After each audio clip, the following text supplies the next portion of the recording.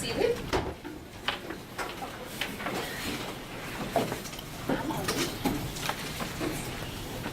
Judges, will you please introduce yourself to the student panel? Hi, student panel. My name is Patty Inman, and I'm a retired high school teacher. Hi, my name is Grace Thomas, and I'm a senior at Lakeside High School. Hello, my name is Brian Tallow. I'm superintendent here, and I'm a Fall School District, proud father of one graduate, one freshman in high school, and one sixth grader here. Hello, I'm Wes McCart. I'm Stevens County Commissioner. This is my first time as a judge. Panel one, would you introduce yourselves? We are Team Maryland. We represent Mr. Bannister's sixth period class. I am Melissa Gaskery, and my fact about Maryland is that it's located next to Washington, D.C. My name is Maddie Hall, and an interesting fact about Maryland is its capital is Annapolis. My name is Amy Zayed, and an interesting fact about Maryland is that it's a middle-aged state defined by its abundant waterways. Hello, my name is Maureen Larson, and my interesting Maryland fact is that its yearly seafood catches are worth more than $50 million. Hi, my name is Siobhan Williams, and an interesting fact about Maryland is that Baltimore is the largest city.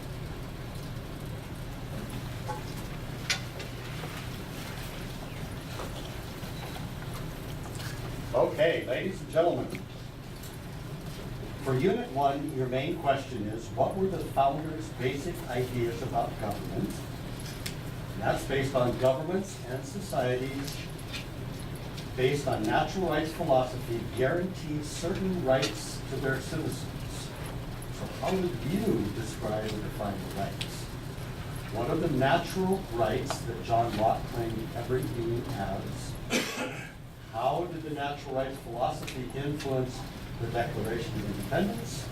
And what are some of the rights you possess under the U.S. Constitution and Bill of Rights?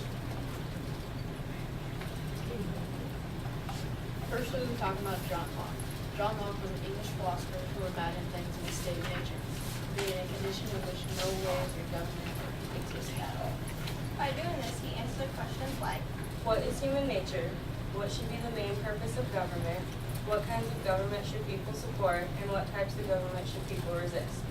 he believed that all people seek to have the rights of life, liberty, and property. He called these natural rights, which essentially means that all people have these rights because they are human. The natural rights philosophy influenced the Declaration of Independence in a few ways. For instance, a direct quote from the Declaration of Independence is, "Unalienable rights that among these are life, liberty, and the pursuit of happiness." Two of these rights directly correlate to the philosophy of natural rights, those being life, liberty, and property. John Locke had said, "The only way that people should acquire the right to govern anyone else is for the people, the governed, to give their consent." The founders applied this concept to the Declaration in such a way that states government derives power from the consent of the governed. That when any form of government becomes destructive of these ends, life, Liberty and the pursuit of happiness. it is the rights of the people to alter or abolish it. The founders also used these ideas to explain why Americans were opposed to British rule. They helped to create a government where all citizens have protected rights. The framers accomplished this in our U.S. Constitution and Bill of Rights. The First Amendment states, Congress cannot make a law respecting an establishment of religion, free exercise, speech, press, assembly, or to the petition of government. In the court case pertaining to the First Amendment, McGowan v. Maryland, the subject deliberated was whether or not Maryland's blue laws violate the First Amendment. These laws prohibited employees from selling certain items openly. The court concluded that this did not violate the First Amendment right to free exercise and establishment of religion. Due process of law protects people from being treated unfairly by the government. These clauses can be found in the 5th and the 14th Amendments. In the court case of Holtz v. Inmates of Nebraska Penal and Correctional Complex in 1979, the inmates of the correctional complex were only notified of a final hearing in the advance of a month, but the specific time only the day of. The court case decided the 14th Amendment's due process of law did apply to the situation. The Nebraska Appellate Board did not violating the amendment. Rights against unreasonable search and seizure shall not be violated in the Fourth Amendment. Morrow v. San Francisco Housing in 1967 was a court case in which Roland Morrow was told in his instructor was to research for his residence. Kamara was refused and was then arrested. The case went to the Supreme Court, which ruled Kamara had a constitutional right to insist the inspector obtain a warrant before searching. The right to trial by jury can be found in our Sixth and Seventh Amendment. Other rights can also be found in our Constitution. A court case dealing with the Sixth Amendment, Apodka v. Oregon in 1972, is a case where Apodka and two others were convicted of assault, burglary, and grand larceny before 3 separate juries, all of which returned verdicts of being less than anonymous. It was ruled that no, a defendant's right to trial by jury in a criminal case is not violated if the accused is convicted by a less unanimous jury. This concludes our testimony. Judges? Oh, no. Did you put your notes in?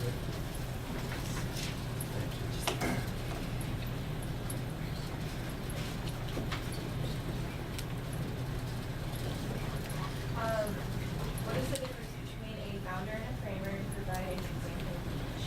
The difference between a founder and a framer is a founder worked in the Declaration of Independence, and an example is George Washington.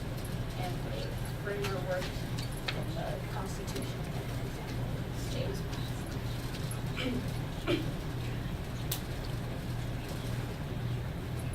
Do you believe our current political leaders in each political party provide a type of example that our founders desired it to be? Explain your answer.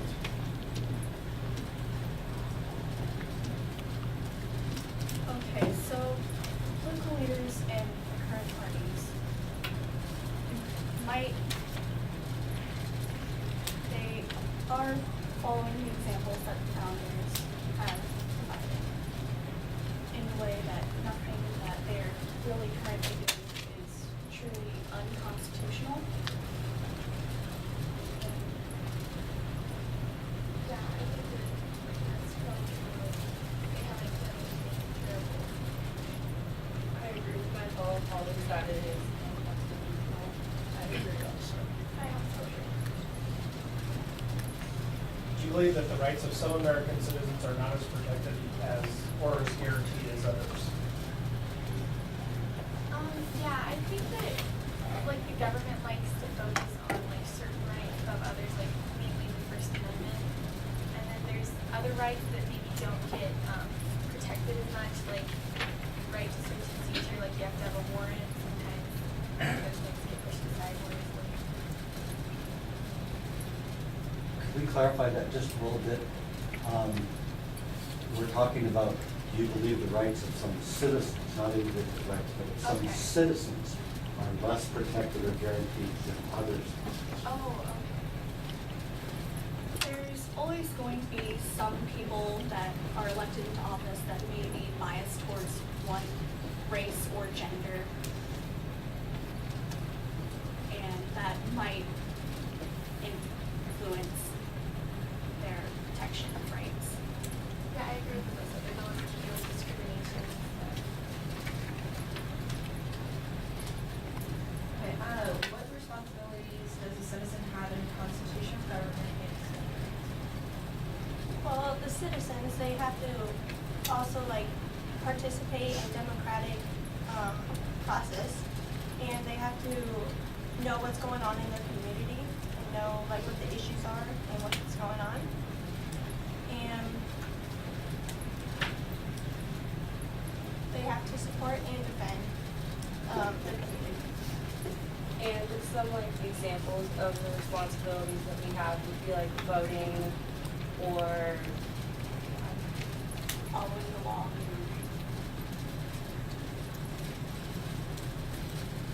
So, in your opinion, has government infringed upon our lives more and more? Explain that. Okay, so the government, I think, stays away from our lives decently enough. There's some cases like conspiracies with the government hacking into phone cameras that might violate that. Yeah, I agree. Like, well, I have to say that back when our country was first set up, that most people were just farmers and stuff. So the government wasn't as much a role. They play a bigger role today because most people have government jobs, and it's influenced our lives a little bit more. Government's bigger today than it was back then. As social media made an impact on our rights, do we as individuals emphasize our rights to the detriment or harm of our responsibilities as citizens? So I believe that yes, it has.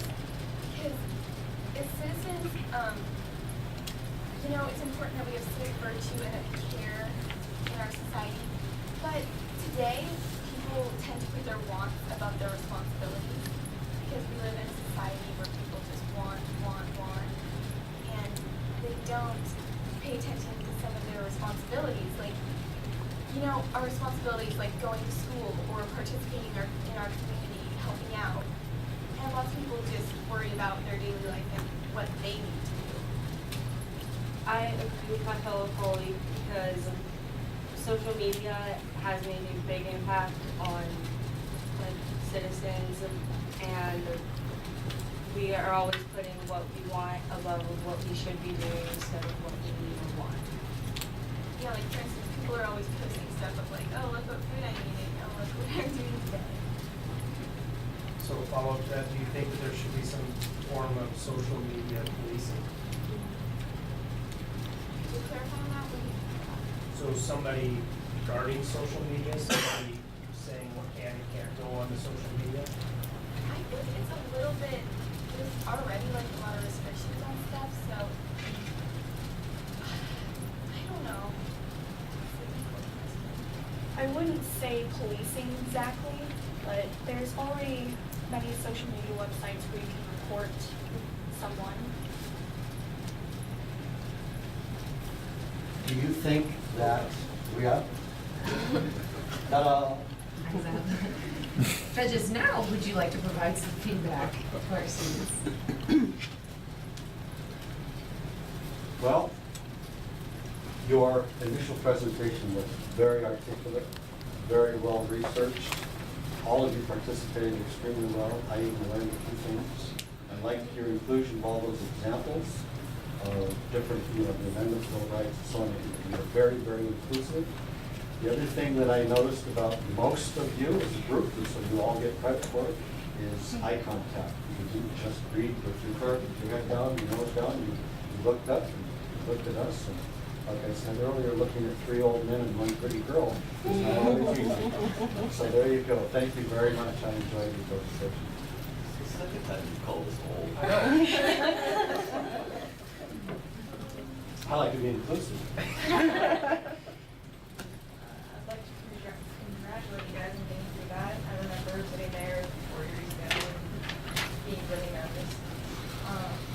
Your guys when answering our questions, you guys did an amazing job. I love how you guys played off of each other. Like one person would say something and then somebody else would have something to add to it. You guys most of the time were just like, oh, I agree. You had more points to add into there, and your guys' presentation was really good. I like how you guys bounced around, and all around it was really good. So you guys should be proud. So not to be redundant, I agree with my colleagues. I would also, I'd say I enjoyed the court cases, the examples of the court cases that you used. The one thing that I would say is there were times where I could tell you were more confident because you were able to speak up more so, and because we only have grace and the rest of us are old, right? Is that right? So it's a little bit harder to hear, especially with a fan and such. So project, but that's just learning and understanding that part of it. I also want to say one thing. This is the first time, and I get it when it's the first group, everybody's attentive. But we're now in the 3rd of 4, and you guys are an amazing audience. You guys have done extremely well, and I appreciate that you give your full respect to those that are currently presenting. So I thought you did an amazing job with your original presentation. I love the way you weave in and out of court cases. That showed that you really did some homework, you did some research there. And you also gave bits and pieces in several amendments. And I appreciate that. Second, I'm gonna say that I did notice the flowers and so That was my touch. I think that I got was- the flowers at that point. I think that was kind of a nice little touch there. It kind of breaks things up. And on another attribute, the first question I asked, I will just leave you with the word statesmanship. As an elected official myself, we do run by party, and there's a lot of things said in the election, but when it's all over, you are supposed to act like a statesman and care about every individual. And I think you tried to get there, didn't quite hit the word statesmanship. That's why I wanted to leave you with that word. Thank you. Okay, let's give Unit 1 a round of applause.